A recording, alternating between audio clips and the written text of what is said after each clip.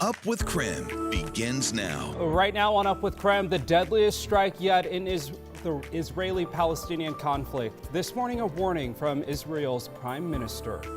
Plus, looking for a place to rent in Spokane? We're breaking down why there are so few affordable homes for rent right now. And we're going to take you outside on this sunny, mild morning and let you know about a big change in the works for our weather.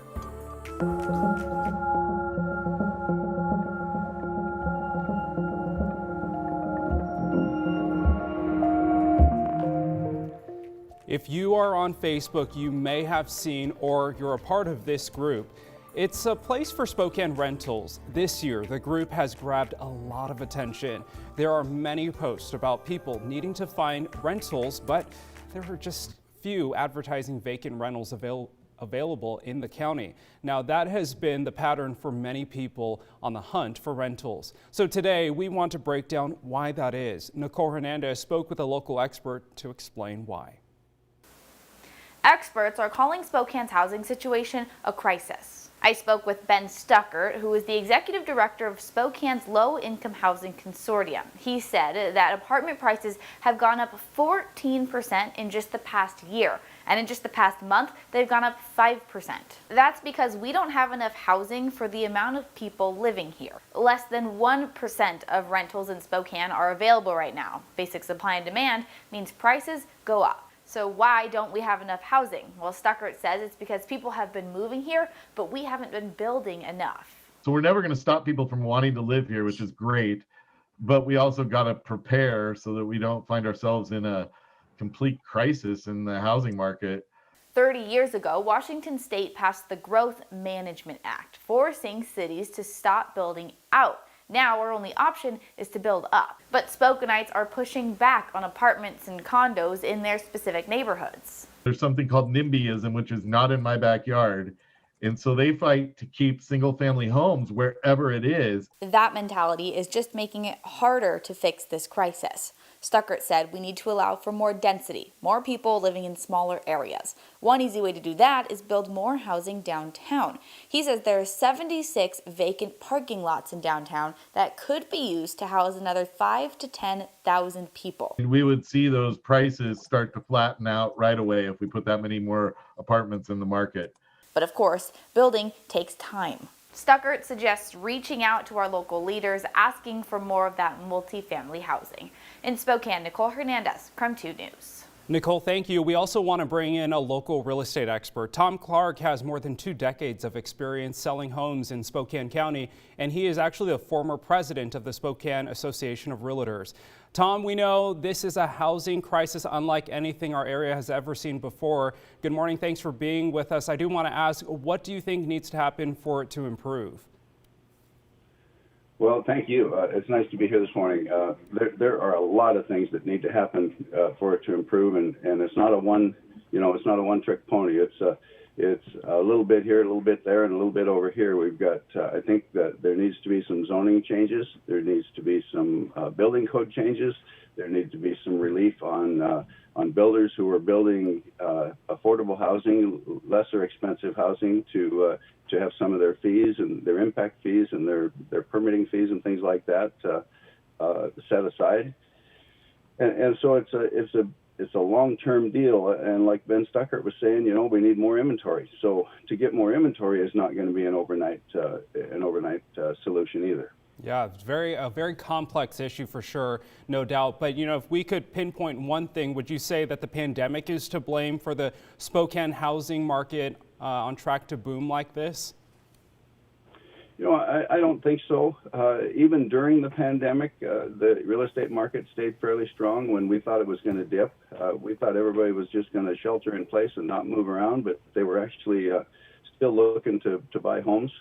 The last 3 years, we've ramped up to where we are today, and actually underbuilding for about the last 10 years has created most of where we're at today. The numbers that the Spokane Housing Action Plan uses versus the ones that we use are like night and day. They think we need another 6,800 homes built in the next 17 years. We think we're already 32,000 homes behind. Wow. So there's a big difference in the numbers. They both spell crisis, they both spell emergency, and I think that any decisions made by our city council or by our elected officials need to have the housing crisis in mind, and actually in their minds they need to be thinking of it as an emergency, so that they need to make actions towards solutions rather than exacerbating the situation. So Tom, I do want to ask you, what does the light at the end of the tunnel look like for our housing crisis in Spokane County? Well, I think the light at the end of the tunnel is, steady as she goes. Patience is going to win the battle, and it's not going to be an overnight type of a solution. So, every little thing we can do to make an improvement. Ben mentioned some of the things about, and you talked to someone earlier, I think, on rental situation. The more control city council puts on landlords, the fewer rentals we're going to have, because in the real estate business, we see a lot of rental properties coming on the market because they're not getting rents. So they're selling the properties and they're taking them out of the rental pool, which is only making the problem worse. Wow, a very complex issue. Tom, we do appreciate your time this morning, and we are committed to continue to cover this topic. You can click on the Boomtown section inside the KREM 2 app. All right, Tom, thanks so much. 6:35 now. Let's get a check of our forecast with meteorologist Jeremy Legoo. Good morning, Jeremy.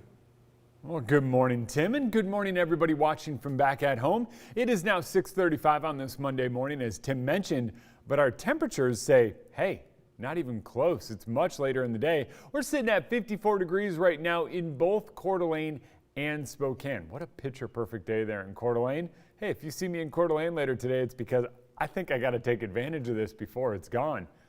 54 here, 54 there, 56 in Moses Lake, 61 in Wenatchee, and 45 in Sandpoint.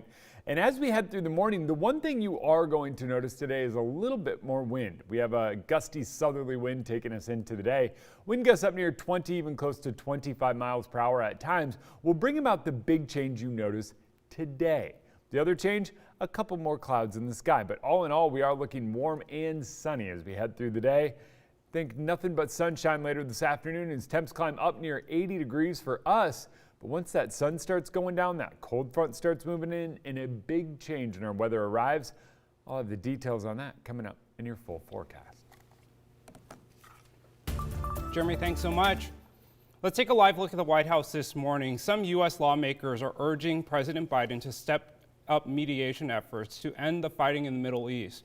But so far, the president has given no signs of pressuring Israel to agree to an immediate ceasefire. This morning, Israel launched another series of airstrikes targeting locations in the Gaza Strip.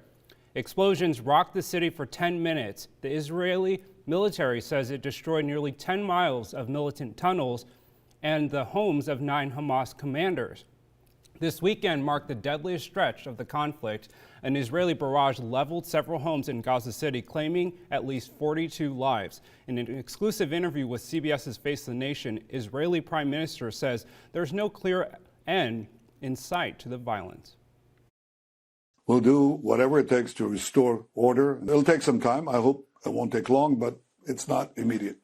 Now, the Associated Press's top editor, along with media watchdog Reporters Without Borders, are calling for an investigation into an Israeli airstrike over the weekend that leveled Gaza's building housing the media. Israel alleges it was also housing militants. Even with the new mask guidance, the CDC is still recommending that all schools continue to use masks during the remainder of the school year. Brandon T. Jones has the details for us this morning. Brandon, what will the rest of the school year look like for students? Hey, Tim, the CDC made a huge announcement last week. Beautiful day already. In most settings, fully vaccinated adults no longer have to wear a mask. But for schools like this one behind me, the CDC still recommends that students wear a mask when they're inside of the school. CDC said that all students K through 12 should continue to implement and practice prevention strategies. They're specifically recommending schools prioritize the use of masks and physical distancing. We will not be changing our guidance for the end of this school year. Most kids will not be vaccinated or fully vaccinated before the end of this year, and we're going to work on updating our school guidance. This means the CDC says masks should be worn at all times by all students, teachers, and staff to prevent the spread of COVID-19. The new guidelines for fully vaccinated adults still calls for masks in crowded indoor settings like buses, planes, hospitals, prisons, and homeless shelters. That list now also includes schools and people who become fully vaccinated 2 weeks after their last required vaccine dose. That's when the CDC says masks are no longer required in most indoor and outdoor settings.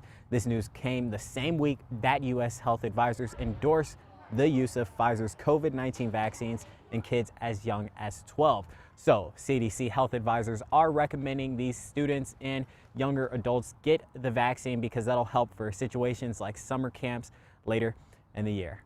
Tim? All right, well, you're going to want to stick around. Coming up after the break, we're taking you back outside, talking a big change in the works in our weather pattern, and I'll let you know what that means for you and our chances of rain coming up later this week.